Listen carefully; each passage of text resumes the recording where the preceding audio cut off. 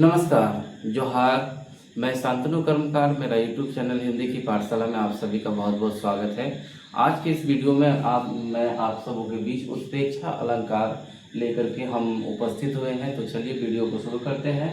उत्प्रेक्षा अलंकार का परिभाषा है कि जहाँ उपमेय और उपमान में, यानी कि जिस काव्य में, ठीक है, उपमेय और उपमान में संभावना प्रकट की जाए, ठीक है, उपमेय में उपमान की संभावना को जहाँ पर प्रकट किया जाएगा तो वहीं पर उत्प्रेक्षा अलंकार होता है। ठीक है, एक बात को ध्यान में रखिएगा कि उपमेय और उपमान में क्या क्या प्रकट होगा, संभावना प्रकट होगा। अगर संभावना प्रकट होगा उपमेय और उपमान में तो वहाँ पर उत्प्रेक्षा अलंकार होगा। ये आपको बिल्कुल ध्यान में रखना है।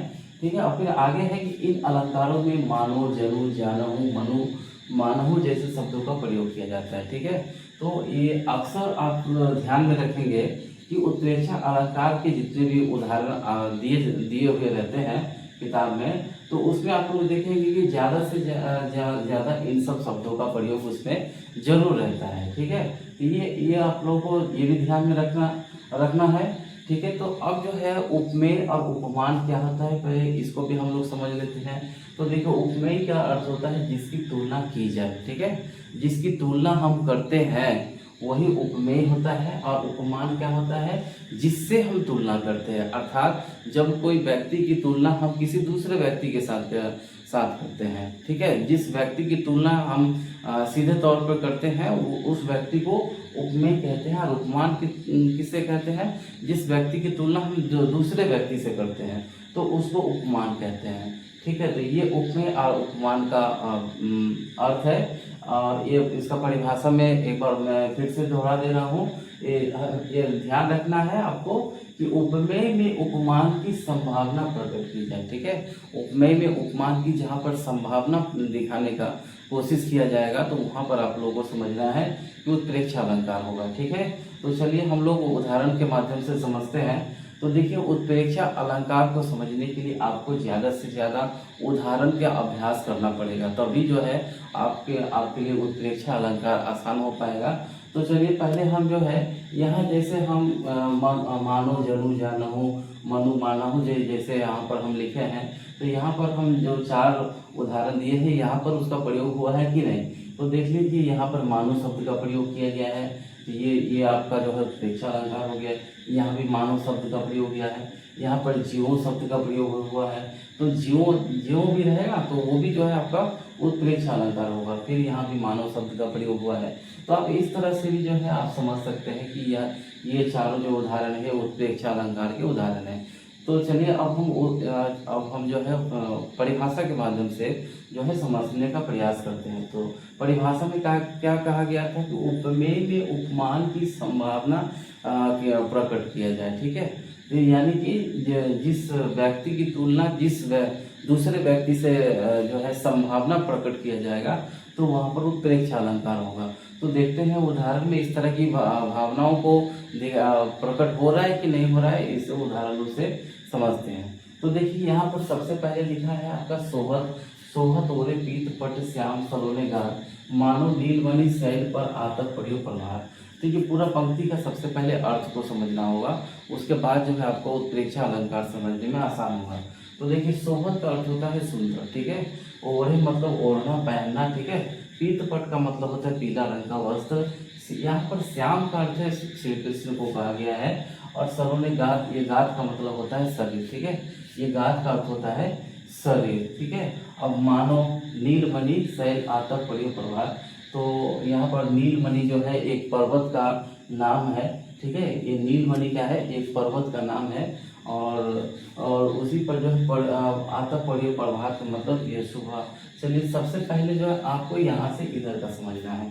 तो यहाँ पर ये यहाँ से यहाँ तक जो है ये पंक्ति में कहा जा रहा है कि श्री कृष्ण जो है, ये श्री कृष्ण जो है पीला रंग का वस्त्र पहनने के कारण से वो काफी सुंदर लग रहे हैं। मानो मतलब जैसे नीलमणि शैल पर आतक पड़ियो प्रभात, मतलब ये नीलमणि पर्वत पर जो प्रभात के समय यानी कि सुबह के समय, सुबह होने के समय जब नीलमणि पर्वत पर जो सूर्य का किरण पड़ता है तो वो उनके ये जैसा सुंदर लगने लगता है, उसी तरह से श्री कृष्ण भी जो है ये पीला रंग का वस्त्र पहनने से सुंदर लगने लगता है। तो यहाँ आप लोग देख सकते हैं कि यहाँ पर श्री कृष्ण जो है नीला रंग का वस्त्र पहनने से जो सुंदर लग रहे हैं, तो उसका जो है संभावना प्रकट किया जा रहा है नीले रंग के मतलब नीलमणि पर्वत से संभावना दिखाने का कोशिश किया जा रहा है। तो इस तरह से ये क्या हो गया, आपका उत्प्रेक्षा अलंकार हो गया। चलिए तो अब दूसरा उदाहरण से हम लोग समझते हैं। उस क्रोध के मारे तनु उसका कांपने लगा, मानो हवा के जोर से सोता हुआ सागर जगा। ठीक है, तो यहाँ पर सबसे पहले ये जो फोटोग्राम है, यहाँ से इधर आप लोग को पहले समझना है। तो देखिए, उस क्रोध के मारे तनु उसका कांपने लगा। तो यहाँ पर अर्जुन की बात हो रहा है कि अर्जुन का जो है ना, अर्जुन का जो है ये तनु का मतलब होता है शरीर। तो अर्जुन का शरीर जो है उसको इतना क्रोध हो गया, अर्जुन को इतना क्रोध हो गया है, तो उसका क्रोध के कारण से उसका शरीर क्या हो गया है, कांपने लगा है। क्रोध के कारण से अर्जुन का शरीर कांपने लगा है। ठीक है, मानो मानो मानो मतलब जैसे ही हवा के जोर से सोता हुआ सागर जगा। ठीक है, तो सागर जब शांत रहता है, ठीक है, सागर जब शांत रहता है, उसी शांत सागर में जब हवा काफ़ी तूफान जो है तेजी से चलने लगता है, तो वही सागर का शांत जल क्या हो जाता है, वो जग जाता है। और जगने के बाद क्या होता है, वही सागर का जल जो है वो जो है काफ़ी जो है समुद्र में जो है हलचल मचाने लगता है। तो इसलिए यहाँ पर कहते हैं कि यहाँ पर अर्जुन को जब क्रोध आया, तो क्रोध से क्या हो गया, वो कांपने लगा। ठीक है, तो क्रोध से वो इतना कांपने लगा कि मानो हवा में जोर से सोता हुआ सागर। ठीक है, तो यहाँ पर देखिए संभावना दिखाने का कोशिश किया गया है। तो हवा के जोर से जो हवा जब तेजी से चलने लगा, तो सोता हुआ सागर मतलब शांत सागर भी जो है काफ़ी जो जैसे वो भी जो है जाग गया। तो जैसे हवा तेज होने से क्या होता है, जब शांत सागर भी क्या होता है, वो भी जाग जाता है। उसी तरह से यहाँ पर अर्जुन को क्रोध आने के कारण से वो भी जो है कांपने लगता है। तो यहाँ पर देख सकते हैं कि दोनों में संभावना को प्रकट किया जा रहा है। तो ये क्या है, उत्प्रेक्षा अलंकार है। ठीक है, अब है आपका तीसरा उदाहरण को आप लोग समझते हैं कि ले चला साथ में तुझे कनक जियो भिक्षुक लेकर स्वर्ग। ठीक है, तो यहाँ पर ले चला मतलब कोई भी व्यक्ति या फिर कोई भी जो है या फिर जो है अपना भी उदाहरण ले सकते हैं। तो कोई भी जो है साथ में ले चला, कोई भी अपने साथ लेके चला। यहाँ पर कनक का मतलब है धतूरा। ठीक है, कनक का मतलब है धतूरा। तो मतलब यहाँ पर लेखक यानी कवि कह रहे हैं कि जो कोई भी व्यक्ति जो है अपने साथ धतूरा लेकर के चल रहा है, जैसे जो मतलब जैसे ही भिक्षुक लेकर के स्वर्ण।